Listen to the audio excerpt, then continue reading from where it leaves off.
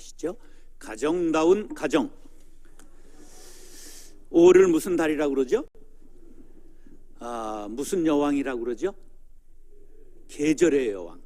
정말 여러분이 제 얼굴을 보는 것도 삼삼하겠지만 제가 저쪽 이렇게 바깥에 실록을 보는 것은 정말 삼삼합니다. 계절의 여왕이라고 말한 것이 참 합당하다 그럴 정도로 좋은 계절입니다. 5월에는 가정과 관계된 여러 날이 있죠. 첫 번째로 5월 5일이 무슨 날이죠? 어린이날. 그래서 오늘 어린이 주일이라 어린아이가 기도를 했어요. 얼마나 이게 좋습니까? 자, 그 다음에 5월 8일은 무슨 날이에요?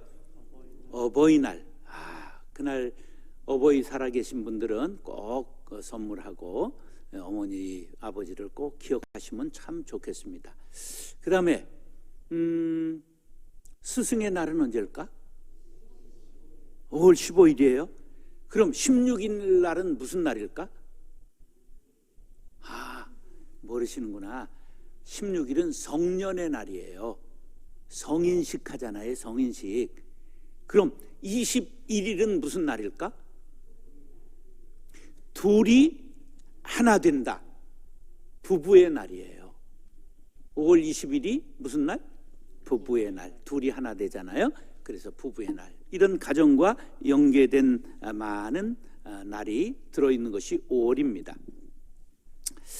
자, 교회에서는 전통적으로 5월 첫 주일을 어린이 주일, 또 어린이들이 꽃과 같다 해서 꽃주일 이렇게 부릅니다. 그리고 둘째 주일은 어버이 주일로 교회에서 행사를 갖지요. 자, 오늘 이제 가정의 달을 맞이해서 가정다운 가정, 그런 제목으로 말씀을 드리겠습니다. 찰스 스윈돌이라고 하는 아주 유명한 목사님이 있는데, 이분이 모든 문화가 무너지기 전에, 붕괴되기 전에 마지막 단계에서 전형적인 행동 패턴이 나타난다. 그 가운데 대부분이 가정과 밀접한 관계가 있다. 그렇게 말했어요. 세상이 무너질 때 먼저 무엇이 무너진다고요? 가정이 무너진대요. 그러면 어떤 현상이 일어나느냐 하면 이혼이 급증해요. 이혼.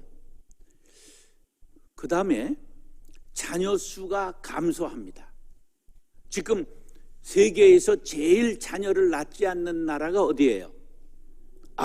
대한민국이 돼버렸어요. 얼마나 낳지 않느냐? 둘이 만나면 몇 명 낳아야 평균이에요. 둘이 만나면 둘 낳아야 평균한 거예요. 그런데 아니에요. 보통 8쌍 중에 한 쌍이 불임이 생겨요. 그러니까 둘이 만나서 2.1을 낳아야 그게 보충돼요. 그래서 나라가 유지돼요. 그런데 사람을 사시미가 아닌데 점으로 자를 수가 있어요, 없어요? 그러니까 몇 명 낳아야 잘하는 거예요. 3명은 낳아야 잘하는 거예요. 본전 치는 거예요. 남에게도 조금 기여하는 거예요. 그런데 전쟁 때도 1명은 낳았는데 우리나라가 지금 0.81입니다. 세계 역사에 없었던 희귀한 일이 우리나라에 벌어지고 있는데 이건 무서운 현상이에요. 지금 2019년부터 드디어 인구가 감소되는 게 나타나기 시작했어요. 이건 뭘 의미하냐? 죽는 사람의 수보다 태어나는 사람의 수가 적다는 거예요. 근데 300년이 가면 민족이 소멸됩니다. 30만 명 남습니다. 그러니까 우리가 힘써 어떻게 해야 돼요? 낳아야지. 근데 결혼을 해야 낳지. 괜히 힘도 못 쓸 사람들한테 힘쓰라 그러는 건 굉장히 죄스러운 얘기인데, 그래서 자녀들에게는 많이 낳아, 내가 길러줄게. 이게 조국을 위한 일이요 하나님의 명령에 부응하는 일임을 기억하시기 바랍니다. 그 다음에 부모를 멸시하고 결혼식의 의미가 퇴조해서 이미 주례자 없는 결혼식, 이런 것들이 많이 나타납니다. 그 다음에 간통죄가 폐지됐죠. 자기들이 좋아서 어른들이 만난 간통은 문제가 되지 않는다. 이게 죄가 아니라는 거죠. 자녀 양육이 어려워졌고 비행 청소년이 많아졌어요. 그래서 아이들이 아파트에서 떨어졌는데 죽지 않아요. 왜 안 죽어요? 비행 청소년이기 때문에 비행 날른다 이런 말이에요.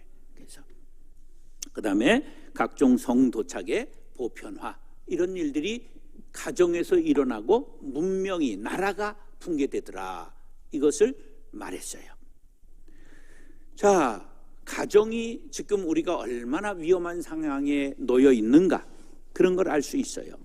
그런데 세상에 수많은 기관이 있지만 하나님께서 직접 만드신 기관은 둘밖에 없어요. 그 중에 하나는 가정, 다른 하나는 교회입니다.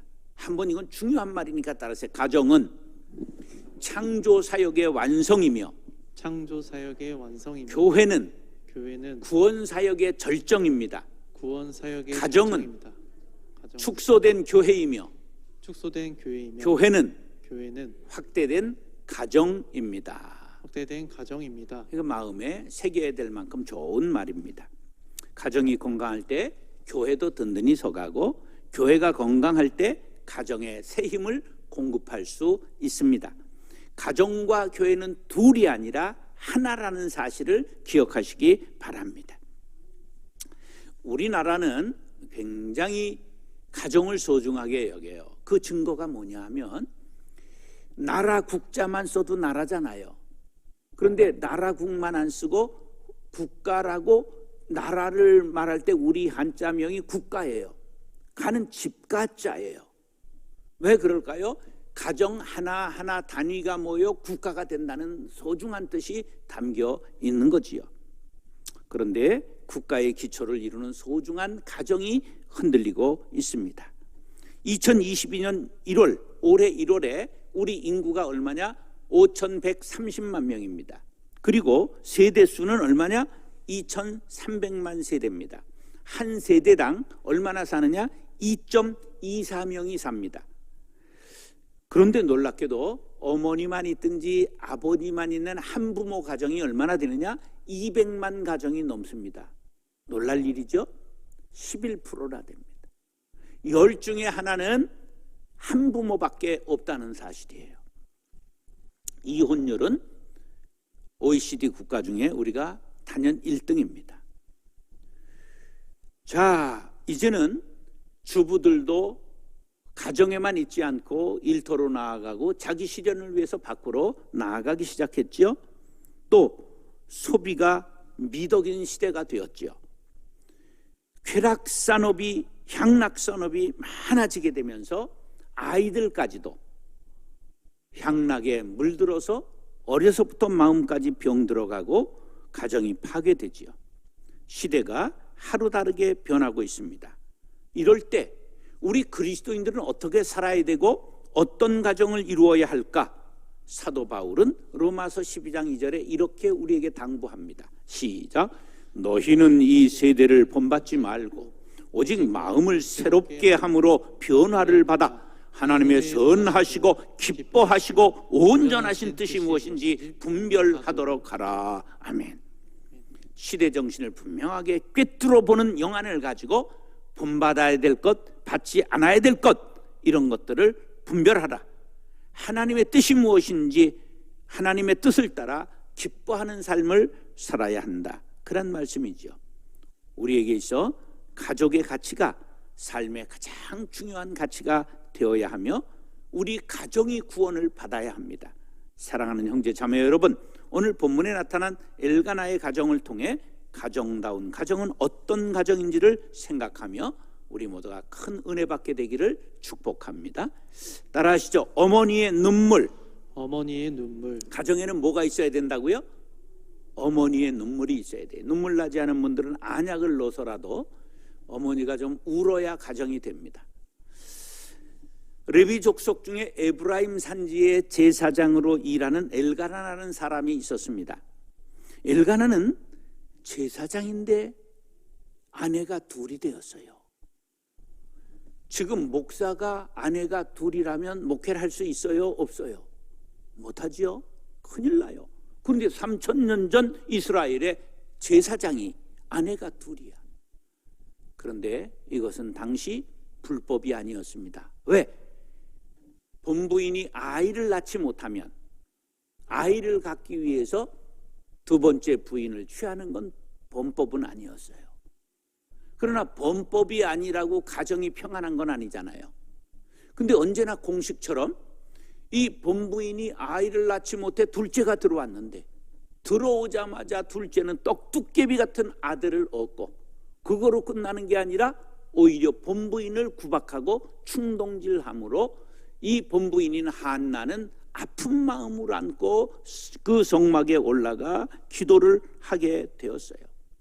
근데 이 남편 엘가나는 성품이 좋은 사람이라 이렇게 마음 아파하고 우는 본부인 한나에게 뭐라고 말하느냐 하면, 여보, 내가 그대에게 10 아들보다 낫지 않냐, 이렇게 위로를 하지만 그런 말로는 위로가 되지 않았습니다. 그래서 한나가 기도를 작정하고 실로에 있는 성막에 올라가 작정 기도를 간절히 하는데 성막에 엘리라는 대제사장이 있었어요. 이분이 늙었어요. 그런데 하루 보니까 어느 여자가 와서 하루 종일 기도하는데 아니 그냥 입만 달싹달싹하고 소리가 안 들리는 거예요. 내가 가는기가 먹어서 그런가, 가까이 가도 모르고 그냥 입만 달싹달싹하고 소리를 내지 못하고 기도하니까 엘리가 오해를 했어요. 아니 이 여자가 대낮에 와서 성막에 와서 술 취해가지고 술주정이야, 그리고 야단을 했단 말이에요. 그랬더니 이 한나가, 대제사장님, 제 억울한 마음을 들어주십시오. 저는 술 취한 여자가 아니라 이렇고 저렇고 이렇고 저래서 제 마음이 상해 하나님 앞에 소원이 있어 기도를 하다 기진맥진해서 속으로 기도하고 입술만 달싹거리고 있었습니다. 그랬더니 엘리 대제사장이 미안하잖아요, 야단친 게. 그래, 그러면 내 소원이 무엇이냐. 그래서 제가 아들을 얻기를 원합니다. 그래, 너의 소원대로 하나님께서 아들을 주시기를 원하노라. 그래서 이제 축복을 받고 돌아왔어요. 그리고 남편과 찾는데 그렇게 어려웠던 임신이 된 거예요. 그래서 드디어 10달이 차서 사무엘을 낳게 되었습니다. 21절 22절 시작. 그 사람 엘가나와 그의 온 집이 여호와께 매년 제와 서원제를 드리러 올라갈 때에 오직 한나는 올라가지 아니하고 그의 남편에게 이르되 아이를 젖대거든 내가 그를 데리고 가서 여호와 앞에 뵙게 하고 거기서 영원히 있게 하리이다. 아멘. 근데 이 어떻게 낳은 아들인데 젖을 떼면 내가 아들을 주시면 하나님 앞에 바치겠습니다, 서원한 대로 약속한 대로 바치겠다고 지금 말을 하고 있는 거예요. 이 여자 독하지요. 아니 그런 건 안 지켜도 되잖아. 그런데 이렇게 해서 사무엘은 하나님 앞에 젖대고 바쳐져서 성막에서 자라게 된 것입니다. 한나가 젖된 사무엘을 성전에 갖다 바치고 아이 새끼 없으니까 아주 잠자기도 쉽고 참 편하다 그랬을까요? 때로 눈물을 흘렸을까요? 그 어머니들은 다 아는 거 아닙니까? 어떻게 젖된 아이를 어미가 잊을 수 있겠어요? 그러니까 당연히 아들을 위하여 눈물의 기도를 드렸지요. 어머니의 눈물의 기도는 자녀의 일생의 진주가 되고 다이아몬드가 되고 성령의 열매가 된다는 사실을 믿으시기 바랍니다. 옛날 이탈리아의 한 예배당에 대낮부터 한 여인이 들어와 울며 흐느끼며 기도했습니다. 너무 안타깝게 오래 기도해서 흐느끼는 소리가 복도에까지 들려서 지나가던 목사님이 들어왔어요. 부인, 남편이라도 돌아가셨습니까? 아닙니다. 제 아들이 깊은 죄에 빠졌습니다. 우상 숭배를 하는 조로아스터 교회에 빠졌습니다. 그때 목사님이 어깨를 다독거리면서, 부인, 기도하는 어머니의 자식은 결코 망하지 않습니다. 아주 유명한 말입니다. 한번 따라서 기도하는 어머니의 자식은 기도하는 어머니의 자식은 결코 망하지 않습니다. 결코 망하지 않습니다. 하나님께서 눈물의 어머니의 눈물의 기도를 반드시 받으십니다. 이 여인이 누구냐? 성 어거스틴의 어머니 모니카입니다. 어머니 모니카의 눈물의 기도를 들으시고 하나님께서 탕자 어거스틴의 마음을 바꾸셔서 돌아와 그가 기독교 최고의 성자가 되었습니다. 창세기 21장 16절로 17절에도 이런 이야기가 나옵니다. 시작. 이르되 아이가 죽는 것을 차마 보지 못하겠다 하고 화살 한바탕 거리 떨어져 마주 앉아 바라보며 소리내어 우니 하나님이 그 어린아이의 소리를 들으셨으므로 하나님의 사자가 하늘에서부터 하갈을 불러 이르시되 하갈아 무슨 일이냐 두려워하지 말라 하나님이 저기 있는 아이의 소리를 들으셨나니. 아브라함의 본처 사라에게서 이삭이 태어나자 하갈과 그 하갈이 낳은 이스마엘을 집에서 내쫓습니다.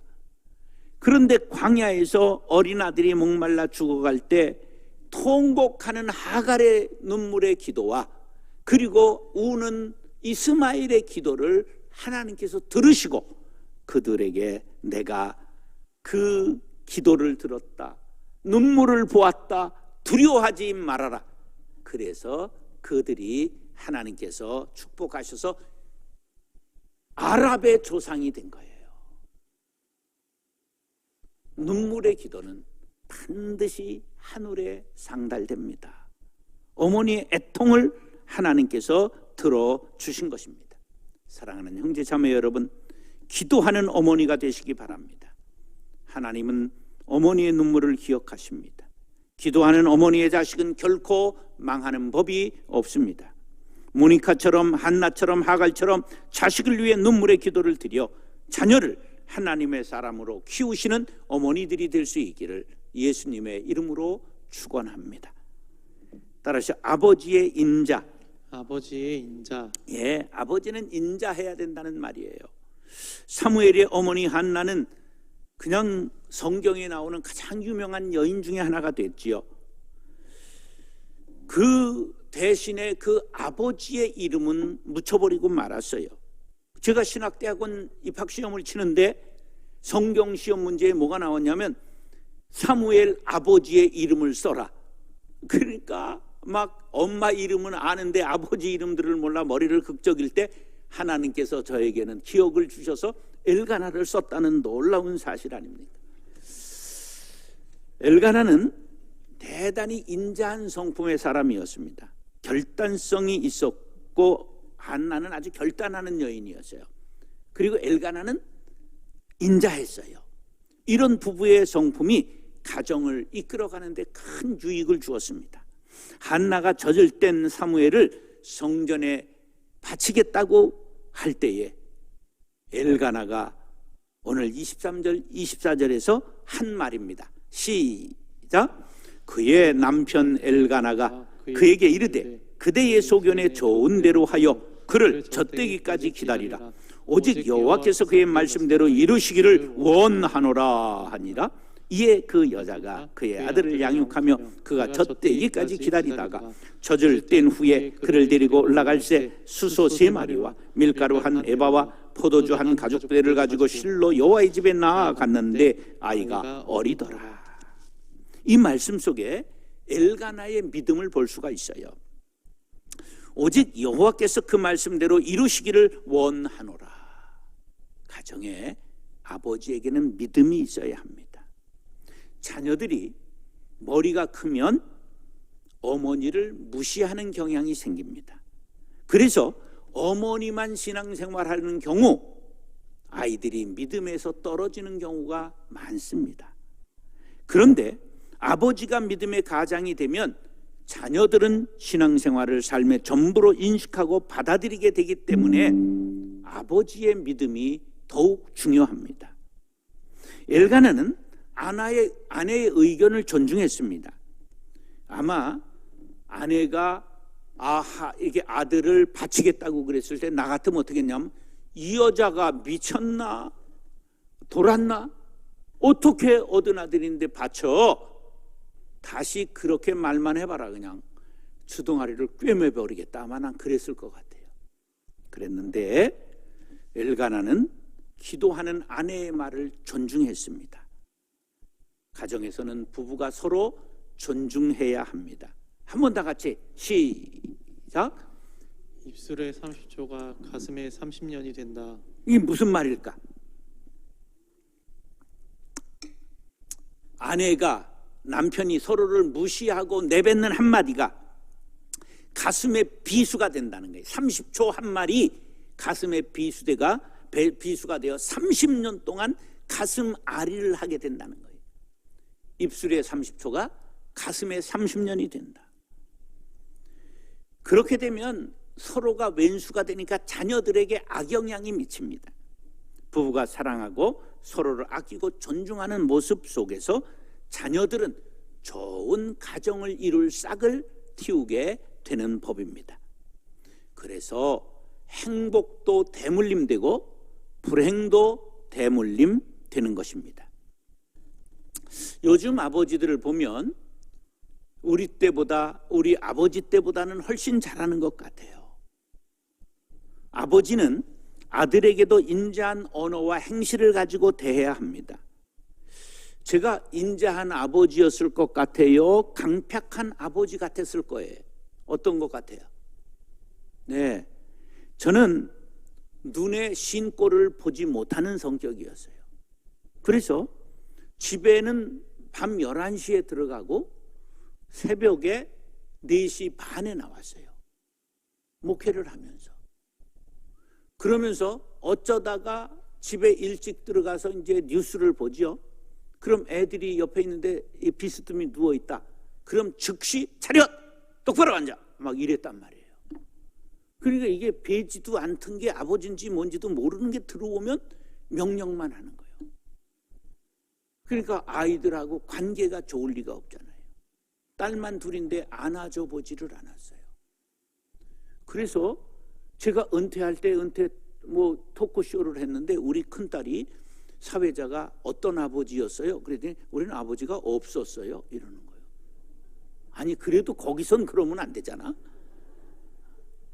쪽팔려가지고 내가 정말 최근에 들은 정보인데 우리 집사람이 얘기를 하는데 우리 큰딸 핸드폰에 나에 대해서 뭐라고 적혀 있는 줄 아세요? 정목사 이렇게 적혀 있다. 내가 지은 죄가 많아서 그년을 뭐라고 그럴 수는 없지만 그래도 너무한 거 아닌가. 그런 정도로 제가 아버지 역할을 못했어요. 요새는 그냥 손주들이 생겨서 환심을 살려고 아주 그냥 다리를 붓고 생존의 몸부림을 치고 있습니다. 근데 이게 저만의 문제는 아니라고 보지요. 요즘 아이들의 세계를 아버지는 잘 모릅니다. 바빠서 함께 하지도 못하고 또 대화할 시간도 없는 사람들. 그런데 보면 야단친다. 그러면 자녀들이 엇갈 수밖에 없다는 것을 알아야 합니다. 아이들을 대할 때 인자하게 대해야 합니다. 옛적 한국 부모는 엄부 자모형을 이상적으로 생각했습니다. 엄한 아버지와 자애로운 어머니. 그런데 현대는 자부 엄모형이 더 이상적입니다. 아버지는 자애로워야 합니다. 에베소서 6장 4절 다 같이 시작. 또 아비들아 너희 자녀를 노엽게 하지 말고 오직 주의 교훈과 훈계로 양육하라. 돈 벌어주고 잘 먹이고 입히고 과외시키고 한 것으로 사명이 끝났다고 생각하면 오해입니다. 자녀들의 마음을 이해해야 됩니다. 그들의 문제를 그들의 시각으로 접근하고 대화해야 됩니다. 그리고 하나님의 말씀으로 훈육하고 믿음의 모범을 보여야 합니다. 사랑하는 형제 자매 여러분, 엘가나와 같이 인자한 아버지가 되시기 바랍니다. 아내를 존중하고 사랑함으로 자녀들에게 사랑하는 부부상을 각인시키는 아버지가 되시기 바랍니다. 자녀들의 이야기를 들어주고 그들을 이해하는 아버지가 되시기 바랍니다. 하나님의 말씀으로 자녀를 가르치고 믿음의 본을 보이는 인자한 아버지가 되시기를 예수님의 이름으로 축원합니다. 따라하시죠. 자식의 순종. 자식의 순종. 가정을 이루는 인자는 처음엔 남편과 아내로 시작하지만 사랑의 선물로 자식이 생기게 되면 부모와 자식이라는 새로운 인자가 생기게 되는 것입니다. 어머니는 기도하고 아버지가 인자하면 자식이 안 될래야 안 될 수 없겠지요. 그래도 튀는 데는 별 수가 없습니다. 그래서 나온 얘기가 아유 저거는 우리 자식 아닌 것 같다, 영 닮지를 않았다, 이런 말들 하게 되지요. 자녀는 부모에게 순종해야 됩니다. 엘가나와 한나가 좋은 부부, 좋은 부모임에 틀림없었으나 어린 사무엘 또한 어려서부터 순종하는 아들이었습니다. 28절 시작. 그러므로 나도 그를 여호와께 드리되 그의 평생을 여호와께 드리나이다 하고 그가 거기서 여호와께 경배하니라. 한나가 기도했던 대로 평생 나실인으로 아들을 하나님의 성전에 드렸어요. 그리고 돌아섰습니다. 그런데 아이가 울고 불고 떼쓰고 안 떨어졌더라면 별 수가 없을 거 아닙니까? 지금 어린이날 되면 저녁 뉴스를 한번 유심히 9시 뉴스를 보십시오. 그냥 에버랜드 드림랜드 대공원에 뭐가 나올까요? 미아 보호소가 나옵니다. 부모 잃은 아이들이 눈물 콧물 범벅이 돼서 울고 있는 것을 보여주지요. 사무엘이 철이 없어서 아무 소리 안 한 것 아닐 거예요. 해마다 엘가나와 한나가 새 옷을 지어서 성막을 찾아갑니다. 그 입혀주고 또 돌아옵니다. 근데 그때마다 순종하고 성막에 남아 하나님을 경외하고 경배했던 것이죠. 세상이 아무리 바뀌고 윤리도덕이 물구나무를 서도 자식은 부모에게 순종해야 합니다. 다 같이 시작. 부모님은 하나님께서 세우신 하나님의 대리자입니다. 그러므로 부모님께 순종하는 자라야 하나님께 순종하는 법을 알게 되는 것입니다. 세실이라는 사람이 이제 딸이 하나 있는데 손님이 오셔서 딸에게 예쁜 구슬 상자를 선물을 해서 어린 딸이 재미있게 구슬을 가지고 놀고 있는데 아버지가 이렇게 말합니다. 애니야, 구슬 참 예쁘지? 네, 아주 좋아요. 그런데 너 그 구슬을 불 속에 던져버릴 수 없겠니? 그러니까 아이가 눈이 동그래서 아빠를 바라봤어요. 그때 아빠가 내가 네게 강요하지는 않겠다. 그렇지만 아버지가 너에게 해로운 일을 시킨 것이 결코 없었다는 것을 너에게 오늘 이유는 말하지 않겠지만 네가 나를 믿는다면 구슬을 불 속에 던져라. 잠시 망설이던 애니가 구슬을 용감하게 상자째 불 속에 던져버렸습니다. 그 마음에 어떤 마음을 가졌느냐면 아버지는 언제나 내게 잘해주셨어. 순종하는 게 옳은 것 같다. 이런 마음이 들었어요. 그런데 그 다음날 아버지가 애니가 오랫동안 가지고 싶었던 큰 곰 인형을 사가지고 들어오셨습니다. 그리고 아버지가 말했습니다. 애니야, 인생을 살면서 이유도 모른 채 하나님께서 모르게 너에게 모든 것을 포기하라고 요구할 때가 있을지 몰라. 그때 아버지를 믿고 구슬을 불에 던졌던 것처럼 포기하면 아빠가 인형을 사준 것 같이 하나님께서도 너에게 놀라운 은혜를 주실 것이야. 부모에게 순종하는 자녀가 하나님께 순종하고 부모에게 상을 받는 자녀가 하나님께도 상을 받는다는 사실을 믿으시기 바랍니다.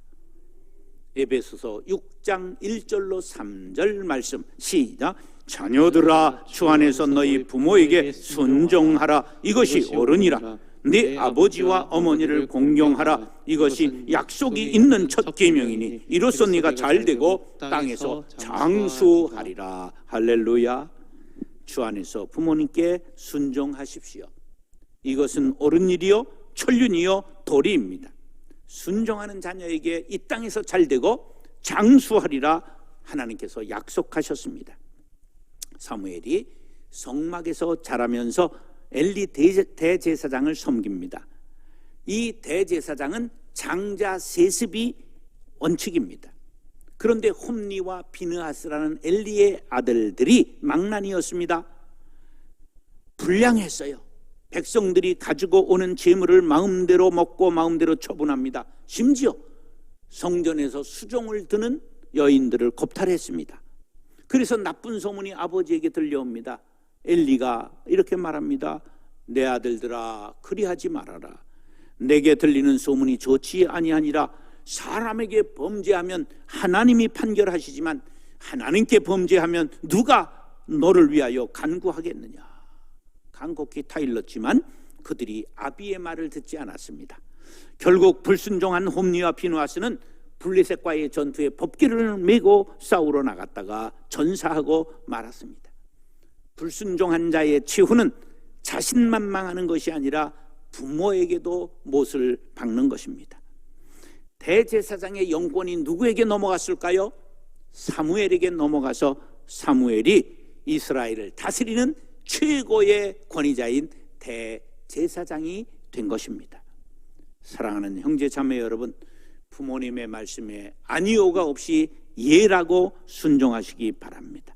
주 안에서 부모에게 순종하는 자녀들에게 약속하신 땅에서 잘되고 장수하는 복을 받아 누리는 저와 여러분들이 될 수 있기를 예수님의 이름으로 축원합니다.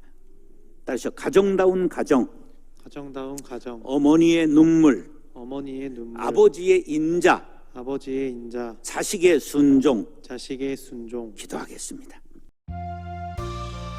이 시대를 여러 가지 말로 표현하고 있지만 한마디로 표현한다면 스마트폰 시대입니다. 폰으로 해결하는 일들이 참 많아졌습니다. 신앙생활도 이에 포함됩니다. 크리스찬들이 복음 앱을 잘 활용하면 감사와 감동이 가득한 은혜의 도구가 되지만 세상적인 앱을 사용하는 시간이 많아질수록 믿음에서 멀어지게 됩니다. 특히 다음 세대들이 폭력적 게임이나 선정적 영상에 중독되면 영적, 지적, 정서적으로 피폐하게 됩니다. 청소년을 비롯하여 유아에서 노년까지 스마트폰을 은혜의 도구가 되도록 하는 것이 시대적 사명입니다. 크로스로드 복음앱 운동에서 이 사명을 감당하기 위해 복음앱 플랫폼 감바구니를 개발하여 소개합니다. 감바구니에는 자체 개발한 복음앱과 성경 찬송, 묵상 연구, CCM, 미디어, 어린이, 교회 자료, 자녀 보호 등의 카테고리로 묶은 50여 종의 추천 복음앱이 담겨 있습니다. 각자의 신앙생활에 필요한 복음앱을 선택하여 항상 활용한다면 스마트폰은 은혜의 도구가 되어 경건한 신앙인이 될 수 있도록 인도할 것입니다. 자체 개발 복음 앱으로 하루 한 절씩 성경을 암송할 수 있는 라크마 365, 모든 성도들에게 말씀이 생명이 되게 하는 유익한 복음 앱입니다. 다음 세대를 위한 복음 앱으로는 성경 66권의 목록을 노래와 함께 암송할 수 있는 성경 목록 게임, 산상수훈의 성경 게임 8복, 성령의 9가지 열매를 게임으로 만든 카르포스, 말씀을 읽고 면류관을 획득하는 성경 면류관 게임, 말씀을 읽고 단어를 연결해가는 성경 십자말 게임, 성경 단어로 핸드폰의 자판을 게임으로 익히는 성경 엄지족 성경 퍼즐 게임, 성경 12장을 통째로 암송할 수 있도록 그림으로 표현하고 한글, 영어, 일본어, 중국어로 텍스트와 함께 음원을 듣고 그림을 맞춰가면서 성경을 암송하는 게임으로 유아에서 노년까지 두뇌 개발에 활용할 수 있는 앱입니다. 개발된 모든 앱에는 공유 기능이 있습니다. 주변의 성도들에게 많이 알려서 은혜의 도구로 사용할 수 있게 합시다. 복음 앱 운동에서는 계속해서 유아에서 노년까지 신앙생활에 유익한 복음 앱을 개발하여 보급할 것입니다. 성도 여러분들의 동참을 바랍니다.